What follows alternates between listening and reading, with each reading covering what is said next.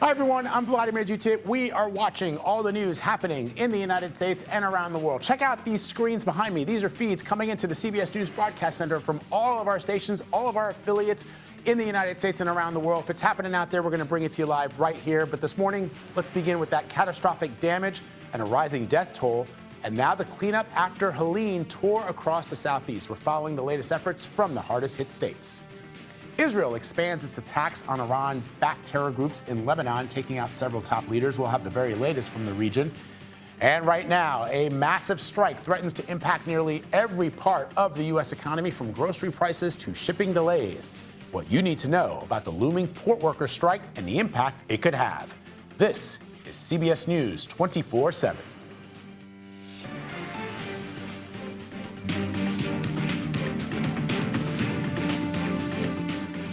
All right, so let's begin this morning out in the southeast where, as we've stated, folks are recovering from the aftermath of Helene. The death toll from the storm has climbed to over 100. And the storm knocked out power for millions of customers, and some are still without that power this morning. Helene caused a path of devastation that stretched over 600 miles.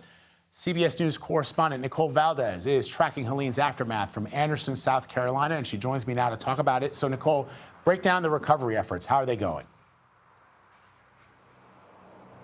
Well, Vlad, here in Anderson, South Carolina, this is really just one of dozens of communities truly just in disbelief at the sheer extent of the damage following Hurricane Helene. What you're looking at is a mobile home behind me sliced in half. A tree came crashing down here during the height of that storm.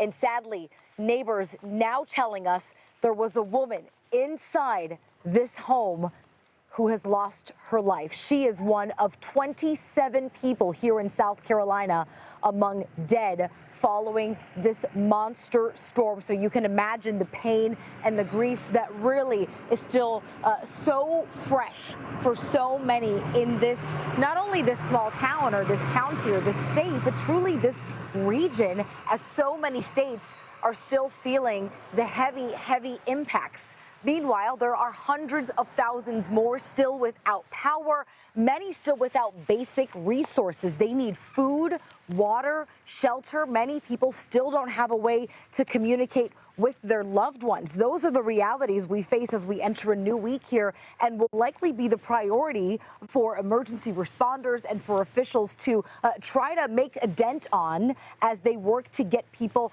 back home, back to their loved ones, and connected, and potentially even out from their homes, as there are still some areas cut off from the rest of the world. I'll point out here, you notice just how large of a hole is sitting here in this home, and I'll walk you over to give you a bit of context as to how large of a tree we're talking about. I mean, this is the stump that's left, and the roots literally moved off of the ground there. This is evidence of just how strong these winds had to be here in South Carolina to pick up a tree of this size and send it crashing down onto a home. And sadly, a majority of the deaths we are reporting have a lot to do with either falling trees or power lines as a result of this storm. So, Vlad, a lot of pain still here in South Carolina. Yeah, here's hoping people get the relief that they need. Nicole, incredible reporting for us this morning. Thank you very much. All right, let's bring in CBS News Philadelphia meteorologist Grant Gilmore with the first look at the national forecast. Grant. So here's the deal, Vlad. All the rain that fell over parts of upstate South Carolina and western North Carolina, all of that, I mean, 20, 30 inches of rainfall now flowing into those rivers, obviously flooding in western North Carolina, upstate South Carolina. But now all that water is running toward the ocean. So the river's a little bit into the low country. Those rivers are going to be gradually rising in the coming days. Some of these rivers don't crest until next week, a little closer to the coast. So we're really watching a lot of those flood warnings closely. Meanwhile, rain continuing from this pesky low pressure system that continues to meander across the mid-Atlantic states. Flood watches in effect over a good portion of Virginia today. Just look at this low pressure system. This is ultimately what absorbed the remnants of Helene, still producing showers across the Ohio Valley into portions of western Pennsylvania today. Those showers continue to produce the threat for flash flooding across portions of North Carolina, into Virginia, where we have that flood watch in effect throughout the day today into early tomorrow. Watch here at the forecast model. You see that low pressure system slowly moves to the east as we go into the day tomorrow, but still some trailing showers over North Carolina, Virginia. Eventually, this cold front will arrive as we go into Wednesday night. That will bring a small chance for some showers, but finally, once that cold front moves to the south and east, that will usher in some drier air that a lot of people across the southeast, at least through the Carolinas, will enjoy as we go through Thursday and Friday and even into the weekend. Vlad, we'll talk a lot more about the tropics. There's more to track out there and big heat across the west here in just a bit. We'll send things back to you for now. All right, Grant, we'll be checking in with you a little bit later. Thanks so much. Israel is stepping up its strikes on Iranian proxies in the Middle East. Overnight, a strike in central Beirut killed 3 Palestinian militants, and Hamas says one of its commanders was killed in a separate strike on southern Lebanon. Meanwhile, Israel has also launched strikes targeting Iranian-backed Houthi rebels in Yemen, killing at least 4 people and injuring 29 others. That's according to the group. Now, all this comes as Hezbollah says it is ready for any Israeli ground invasion. Our MTS Taib is following the very latest from Beirut.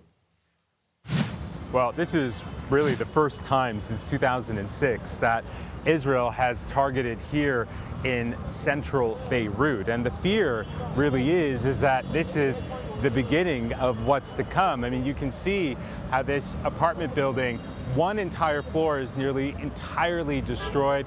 And of course, cars below have been destroyed in the wreckage. Now, all of this comes following the assassination of Hezbollah leader Hassan Nasrallah in that massive airstrike in the southern suburbs of Beirut, where Israel has really been targeting it quite heavily for several days now, as well as areas in the south of the country and in the east of the country. In fact, just yesterday, the death toll was over 100 people killed. Now, all of this comes as President Biden has said that he does not want to see a regional war or an all-out war. But this is as Israel continues to mass its forces along its northern border with Lebanon. And the fear now is that it could send in its ground troops any moment. All right, MTS, thank you very much.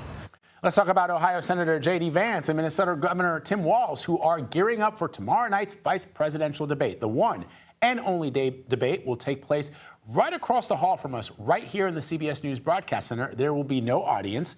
CBS News anchor Nora O'Donnell and Face the Nation moderator Margaret Brennan are the only people that will ask questions. Microphones will be muted if necessary.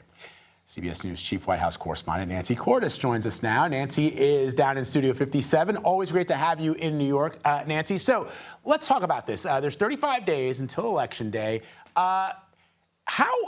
People wonder, the presidential debate, yes, people are tuning into that. They really want to hear what the two at the top of the ticket have to say. What kind of stakes are we talking about for the vice presidential debate for the campaigns?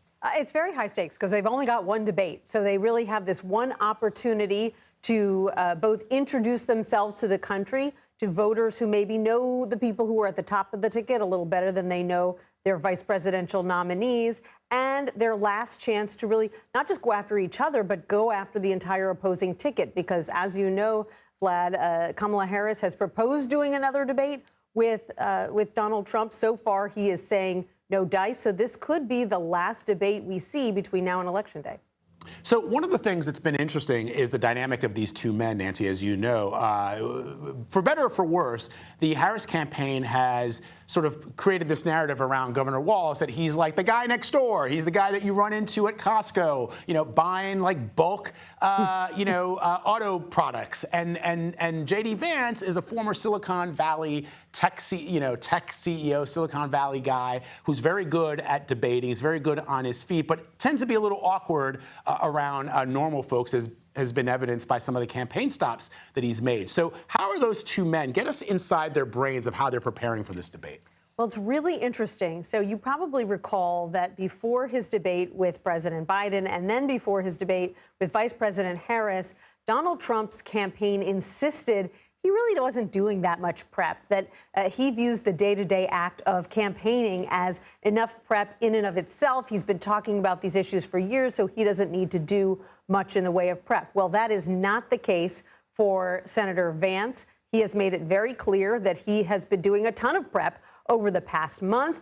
The campaign says he's been doing murder boards where, you basically sit there and you get pelted with questions. They've got Congressman Tom Emmer of Minnesota playing the role of Tim Walz in mock debates. He's from Walz's home state. And so they're making it clear that he is putting a lot of effort into his performance tomorrow night. Walz, as well, doesn't have much experience as a debater, as you pointed out. He's been holed up in northern Michigan with his team, where he's got Pete Buttigieg, who, yes, now is the transportation secretary, but was the mayor of South Bend, Indiana, so a Midwesterner like J.D. Vance, playing the role of J.D. Vance, and he's been doing a lot of prep as well. So, Nancy, how much of this debate will be a referendum on the two at the top of the ticket? In other words, do we expect that Governor Walz will go after J.D. Vance for some of the things that former President Trump has said on the campaign trail, some of the things that he's proposed, and vice versa? Absolutely. Polls have showed time and time again that while there may be a lot of focus on the vice presidential nominees at certain points in the campaign, it really is the person at the top of the ticket who draws most of the scrutiny and who voters pull the lever for or against at the end of the day. And so I do believe that you're going to hear a lot from Vance and Walz about each other, but even more about Kamala Harris and Donald Trump. And we've got another big poll coming out later today with a little bit more on what Americans think about these two vice presidential nominees. So that'll be pretty interesting, too. Yeah, and the other thing that I think is sort of interesting, Nancy, is the fact that it's very hard under normal conditions for the vice presidential candidate to step away from the issues that the person at the top of the ticket is talking about. But when some of those issues are really, really hot button issues, like, for example, as you know, former President Trump this weekend using derogatory language about the vice president with regards to her mental acuities, we expect that, because that's what we expect President Trump would want, that you would defend him at all costs. It's kind of hard to do when somebody is coming at you for something like that. And on the same token, if you're talking about the immigration issue, the problem that many Republicans feel has been Biden's albatross around his neck, it becomes very easy to sort of score some points that way. Oh, no question that immigration is going to come up in the questioning, and if it doesn't, J.D. Vance is going to bring it up. And he has showed that he is a fierce defender of Donald Trump, even when Trump says things that, frankly, are inflammatory or aren't true.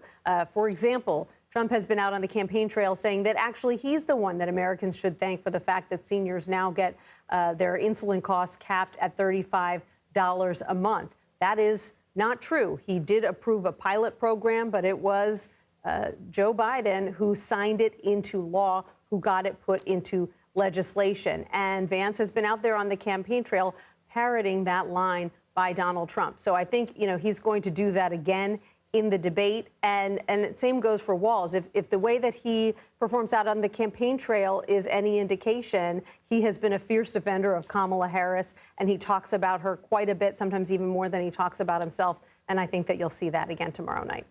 Yeah, I also heard President Trump say over the last couple of days he's got a hot body. If he's on the beach, he's looking good. I would hope that the Governor Walz ask a question about that. Would love to see J.D. Vance defend that point that the president made. Nancy, I'm kidding, of course. Let's see if we get a fact check on that one tomorrow. Yeah, well, who wants to fact check that? Nancy, always great to have you here in New York with us. Thank you very much. Good to see you. And a reminder, we will have live coverage of the vice presidential debate, starting with a special edition of America Decides at 4 p.m. Eastern on CBS News 24/7. Okay, serious news now. The man accused of trying to assassinate former President Donald Trump at his Florida golf course is set to face a judge in a matter of hours. What to expect from today's court hearing and what's next in the case. You're streaming CBS News 24/7.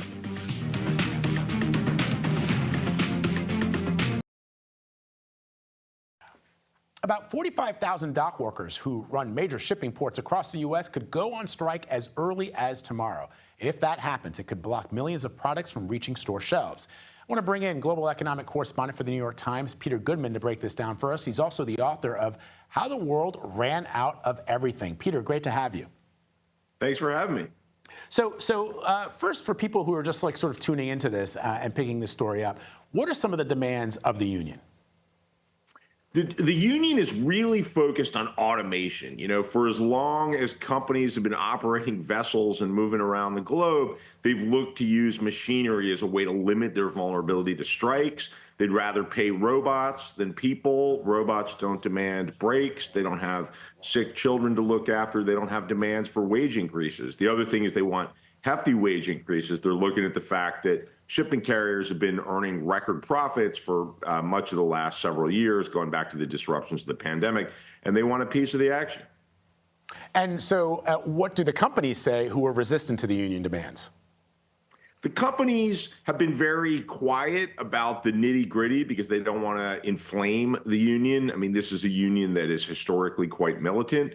Their trick is to threaten commerce and effectively sabotage international trade as a way to get higher wage demands. So there's been not a lot of public discussion of the demands, but privately they say that the union is overplaying its hand and that it's looking for more than the dock workers union that represents West Coast port workers got in contract talks that were wrapped up last year.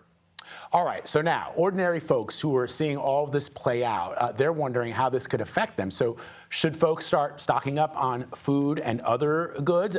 We're certainly talking about a ripple effect on product shipments. Even something I know it's probably frivolous for some people, but it does power the economy. People who buy things online and want them shipped. There's a reason people sign up for Prime on Amazon to get that free shipping, to get that next day shipping. How could goods across the country be impacted?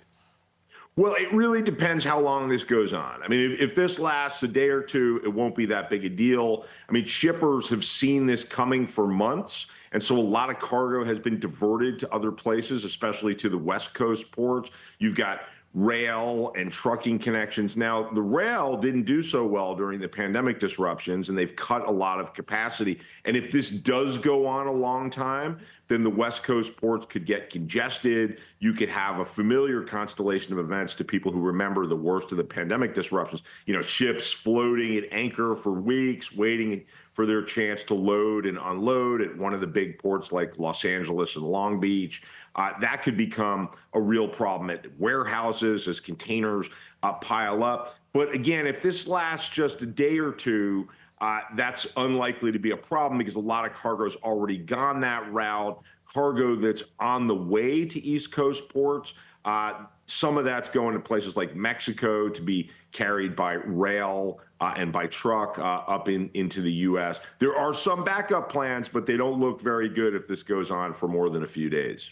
So, Peter, real quick before we let you go in 20 seconds, Sure. Do you expect a positive resolution? Do you think that a deal will be reached? It's really hard to know. I mean, we know that the White House has said they're not going to intervene. We know that the union looks ready to go ahead with this, but is this posturing before a deal? You know, let's wait and find out. All right, Peter, always great to have you. Thanks for breaking that down for us. Really interesting. Thank you. Appreciate it. Okay, the man accused of trying to assassinate former President Donald Trump will be arraigned in a Florida courtroom in just about an hour. Ryan Ruth was already facing weapons charges, but has since been charged with trying to carry out the plot to shoot the former president. CBS News correspondent Christian Benavidez is outside of a federal courthouse right now and joins me now to discuss. So, Christian, this is the third court hearing in a matter of weeks. Explain these new charges. Vlad, that hearing is set to take place at 11:45 a.m. So let's go over the new charges that Ryan Ruth is facing here. You've got attempted assassination of a former president, which carries the potential of life in prison. You've also got assault of a federal officer. This is for allegedly pointing his weapon directly at the Secret Service agent that spotted him out on the golf course. And then you've got an additional gun charge as well. This should be a fairly routine hearing. What we're expecting to hear is Ryan Ruth enter his plea, expected to be not guilty, and it's just sort of part of the legal process as it plays out. All right, Christian, break down the next steps for us. Right. Well, look, what's truly interesting here is that while this hearing is in front of a magistrate judge, which is essentially someone picked at random for what's a fairly routine hearing, the judge that is set to oversee the case is Judge Helene Cannon. Now, that may sound familiar because that's the same judge that was overseeing the classified documents case. Somewhat controversial. Some legal experts said that she was showing favor to former President Donald Trump. She had also she dismissed that case, and that is currently also being appealed by the feds. All right, Christian Benavides for us. Christian, thank you very much. Appreciate it. All right, Florida Governor Ron DeSantis is giving an update on the state's response to Hurricane Helene and the ongoing recovery efforts. Let's listen. That I've directed the Department of Business and Professional Regulation to issue an emergency order so that businesses like Roy's that were devastated in Hurricane Helene and want to be creative can stay in business. DBPR's emergency order will allow Roy's food truck to quickly begin serving food and drinks to patrons while they're rebuilding their standing restaurant. We want businesses to be able to return to normal operations as soon as possible, but in the meantime, we want them to be able to stay in business and for patrons to be able to get back to a normal life as quickly as possible. So this executive order gets government out of the way and allows people to get the job done.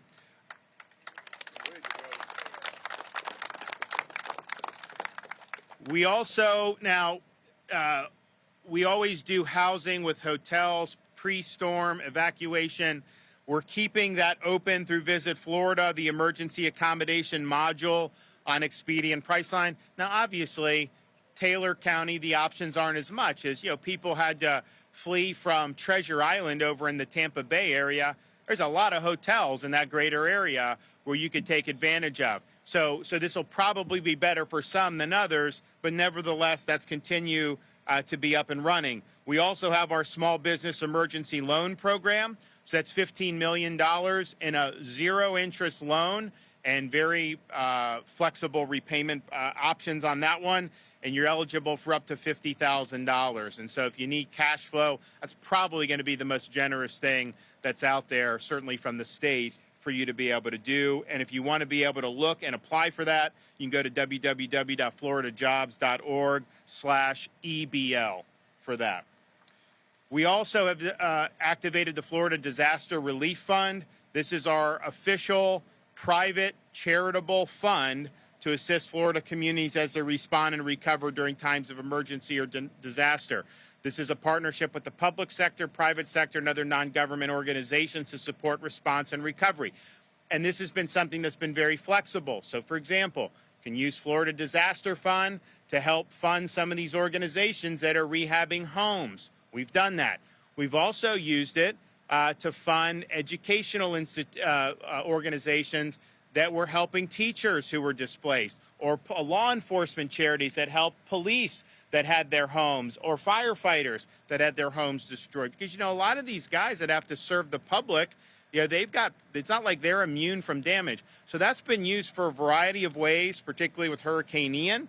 If you want to make a tax-deductible donation, you can go to floridadisasterfund.org and do that. And all that money goes straight to helping people. There's no bureaucracy and red tape. And I know the First Lady, I think she got Ian. All right, folks, you've been listening to Florida Governor Ron DeSantis giving an update on the hurricane response in his state. CBS News correspondent Jason Allen is joining us now to talk about this. He's in Cedar Key, Florida, standing in front of what looks like utter devastation. Jason, tell us about it. Yeah, good morning, Vlad. It is devastation here in Cedar Key. One of the things I think that's interesting when you look at some of the houses here is, and these are older houses, right? But these were raised up. Now, maybe not as high as you see in some other places on the coast, but these were raised up 4 or 5 feet, and that wasn't even close to enough to survive the storm surge here. We see that all up and down the streets that are right here along the water. There was just really nothing they could do with a storm surge this big.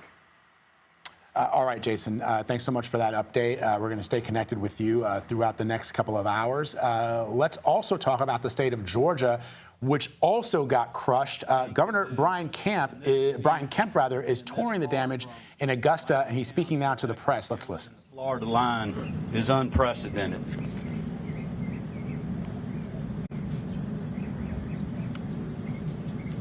We have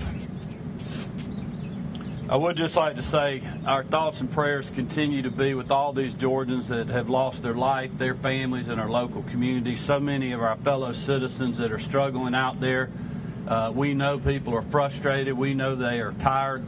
We know that they need power back on, need resources, and we are working 24/7 to deliver that. And you'll hear that from Director Stallings and General Wilson here in just a minute. I also want you to know that today the Georgia Supreme Court is going to issue a statewide judicial emergency for 30 days for those that are unable to fulfill a timeline due to the storm. Chief Justice Boggs will be putting some information out on that, and just wanted to make sure this community knew that. I spoke to President Biden last night about 5 o'clock.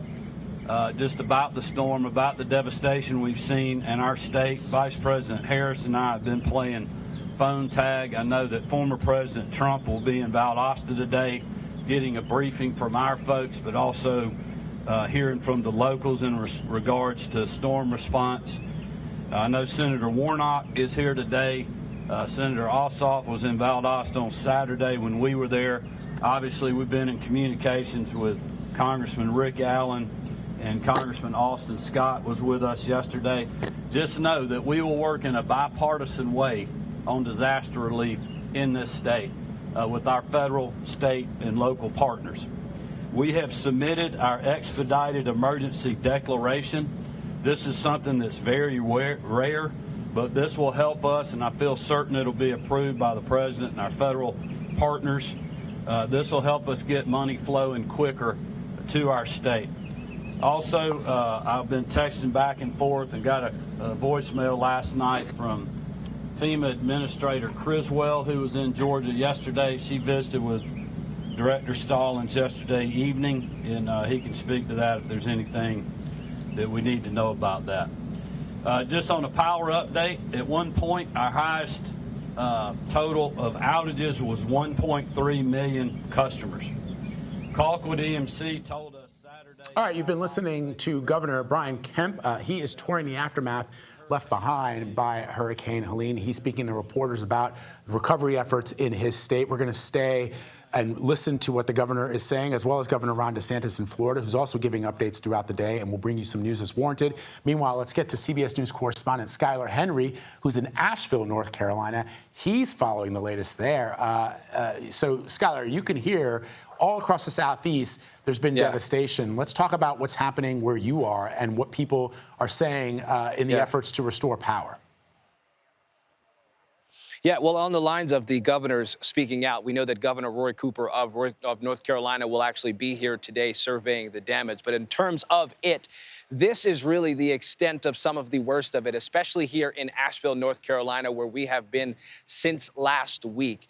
Floodwaters were just above the pumps at this Shell gas station here. We actually were here as the water rose, and it was quick, Vlad, very quick. So much so that people who were in these hotels behind me didn't really have too much time to leave said hotel, instead moving up to higher floors. In fact, we spoke with a woman who actually just dug herself out of the hotel earlier today. She was actually leaving Florida, hoping to avoid the hurricane, and wanted to come to Asheville, not thinking that it would be in Helene's path. She's actually on her way back down to Georgia. As far as what we know in terms of the businesses in this area, this road is still blocked off. Relatively speaking, there are crews that have been working around the clock. We were out here at 4 o'clock this morning as the crews were clearing out as much dirt and debris as possible. Let me step out of the way here if this truck is coming on by.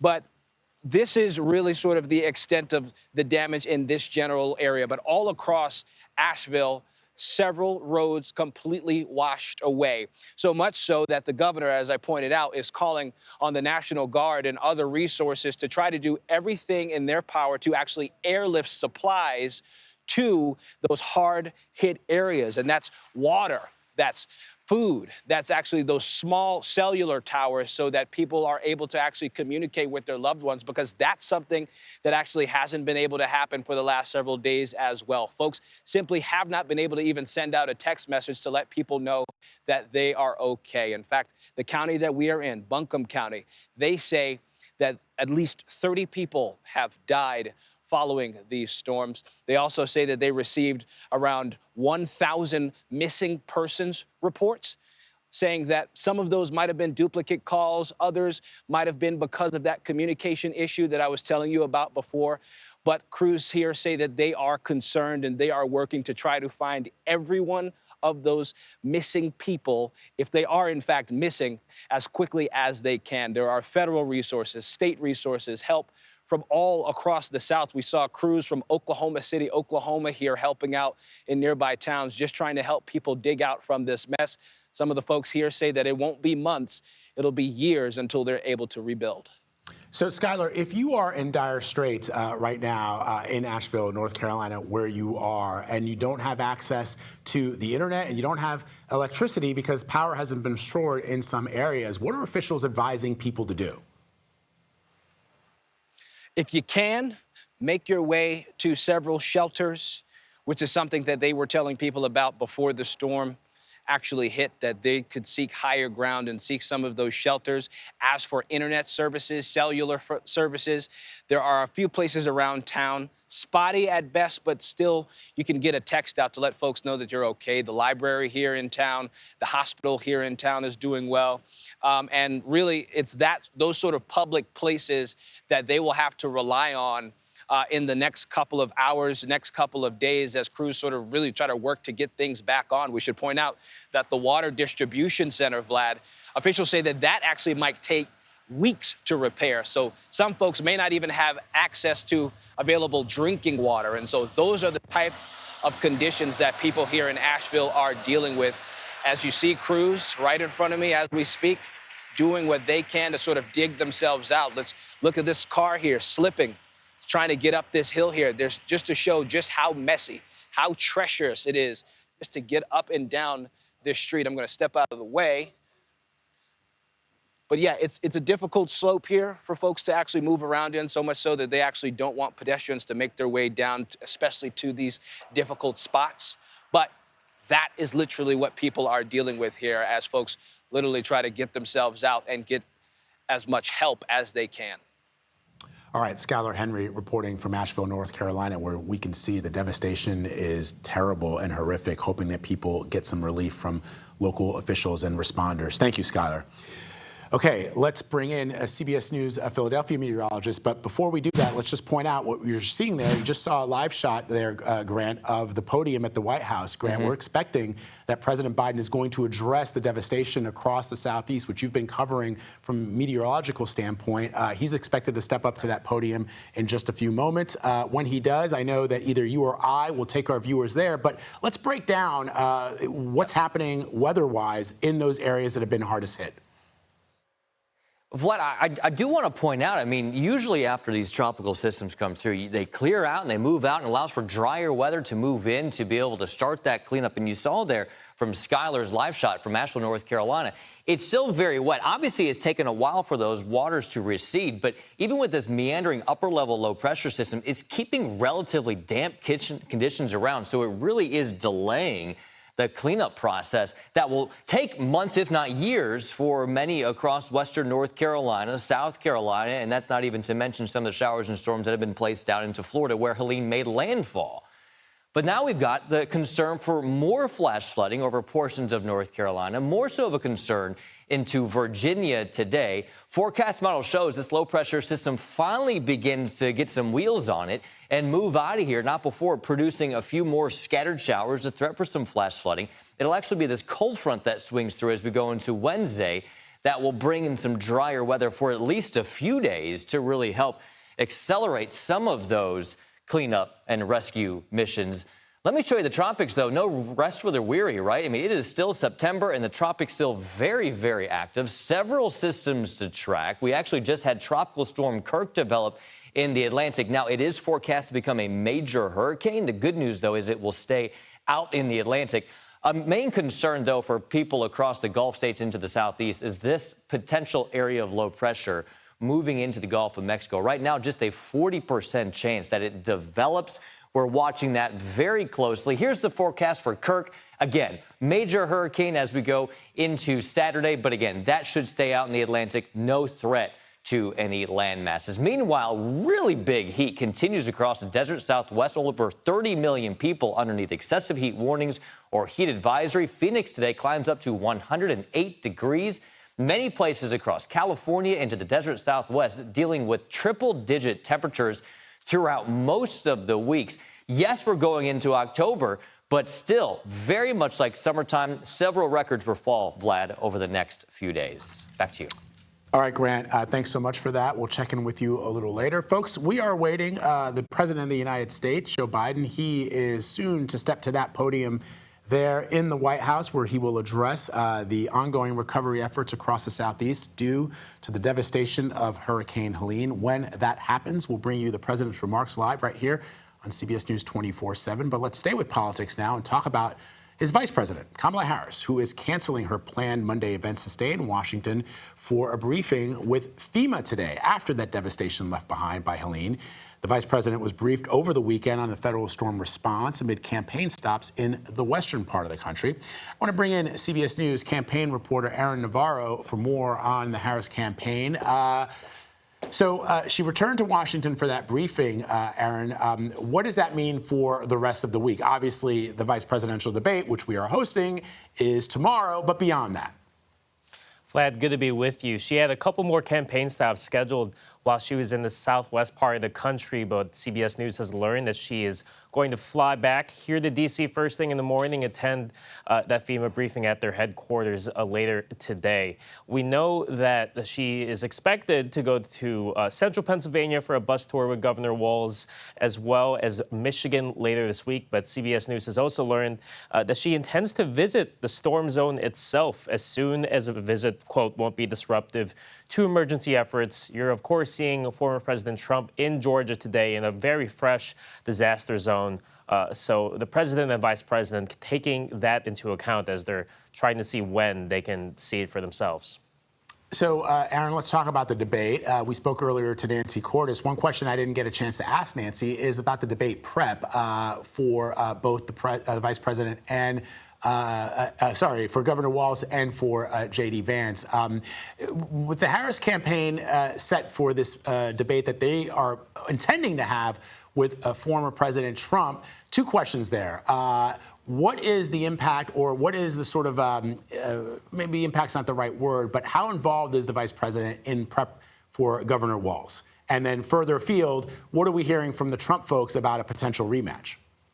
Well, we know that Walz does not wants to portray Vice President Harris in the best way, and that's been a core thought as he goes into his debate prep, as he's been in Michigan the past couple of days through the weekend studying, but also doing off the record or retail stops, football games, visiting small farms, things like that. And we know that the Harris campaign does not want this to be the last debate. We heard her speak at a rally in Las Vegas last night saying that she wants another debate with former President Trump. Democrats in the campaign believe that point is necessary to reintroduce herself to voters, to highlight the contrast, and also potentially get another fundraising boost from it. But Harris campaign knows the ball is kind of in former President Trump's court, as he has said that he will not do a second debate. But we'll see if anything changes in the next 30 or so days.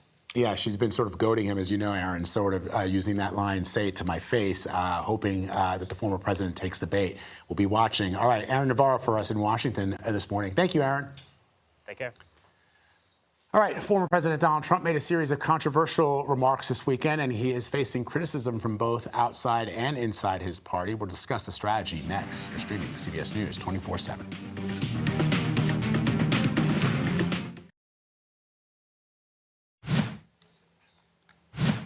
As we mentioned earlier in the show, former President Donald Trump is in Georgia today, where he is touring the damage left behind by Hurricane Helene. Now, this comes after the former president made some controversial comments on the campaign trail in the last 48 hours. I want to bring in CBS News campaign reporter Zach Hudak, who's following the Trump campaign for us. A lot of people, Zach, are sort of pointing out that this is a sign that the former president is feeling the pressure from Vice President Harris's gains in the polls, because he seems to really be just sort of throwing anything at the wall to see what sticks. A lot of it fear-mongering, and a lot of it now stepping into the realm of derogatory language. Vlad, I think there's a few things at play here. I think the reality is VP Harris is in a much stronger political position than President Biden was when matched up against former President Trump. So there is just a reality that the former president is under greater political pressure than he was before. But the way I really look at this, and I look specifically at the comments he's been making about the VP, where he's been saying that she should be impeached, prosecuted, or both, that she's mentally impaired and was born that way. Really pretty extreme statements. I think really what that is that Donald Trump sees this as the last round of the fight. We are now 36 days until Election Day, and this is how he fights when push comes to shove. When he gets to that last final push, he gets 30 and he hits very hard. Yeah, so the question, Zach, is we know that his base of supporters will stick with him no matter what he says, no matter what he does. And it's probably true of hardcore Democrats as well when it comes to voting on Election Day. But for those independent voters, for those folks who have not yet made up their minds, and in those battleground states that are so key to winning the Electoral College, the language around someone's mental acuities, and which is sort of derogatory if you have someone in your family who actually suffers from a real life situation like that. Is the campaign, are they responding to folks who say, look, you can hit her for her policies, you can hit her for President Biden's administration and the lack of what they see as a push on immigration, or however you want to go after her. But talking about someone's mental, it just seems a little bit beyond the pale. Vlad, you're right to point that out. The reality is in those battleground states, particularly in the blue wall, in those Midwestern Rust Belt states, what we hear time and time again from independent voters, from voters who could go either way, is that they are tired of the volatility in politics right now. They're tired of the division. They're tired of hearing this really extreme rhetoric back and forth each day. It's fatiguing for them. They want to see deals get made. And when they hear language like that, they don't think that the former president is going to make deals. They think he's just going to fight with the opposition. So that is a reality and something that has to be concerning the former president's close advisors. But I don't know that they'll be getting through to him because if history is any indication, he will continue to amp up these attacks as we get closer to Election Day. And he's still not going to debate her, right, Zach? I mean, that's still the word from the campaign? As far as we know, he is not, and the clock is ticking. And my perception of this is that they do not see a huge upside. I mean, he could debate her and do better than her in the eyes of Americans. But after that first debate, it seemed like it helped her more than it helped him. And it seems at this moment that the Trump campaign thinks he's better off saying that it is a waste of time to get back in the debate stage with her because he will not be given a fair shake. Zach Hudak for us. Zach, always great to have you, friend. Thank you. Thank you, Vlad. And a reminder, CBS News will host the only vice presidential debate right here in New York tomorrow. We'll have live coverage starting with a special edition of America Decides at 4 p.m. Eastern on CBS News 24/7. President Biden is set to deliver remarks shortly about the federal response to Hurricane Helene. We'll bring that to you as soon as it begins. This is CBS News 24/7.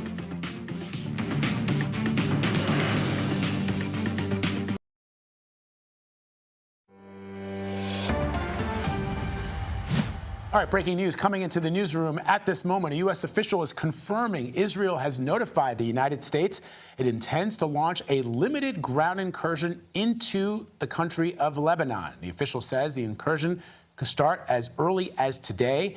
It would focus on clearing out militant infrastructure along the border between Israel and Lebanon. Now, this comes after Israeli forces carried out limited raids today in Lebanon. That is according to sources. Of course, we're going to be following all of this and have much more as we get it. We have our correspondents on the ground as well as over at the Pentagon, and they are digging into this information, and we'll bring it to you live right here on CBS News 24/7. All right, back to politics now. Election season is kicking into high gear in South Florida for nearly 500,000 voters who will get to cast their mail-in voting ballots starting this week. CBS News Miami reporter Morgan Reiner has more on those ballots that they're already rolling out. We are only 36 days away from Election Day, and there is so much that voters need to know as we head into this final stretch.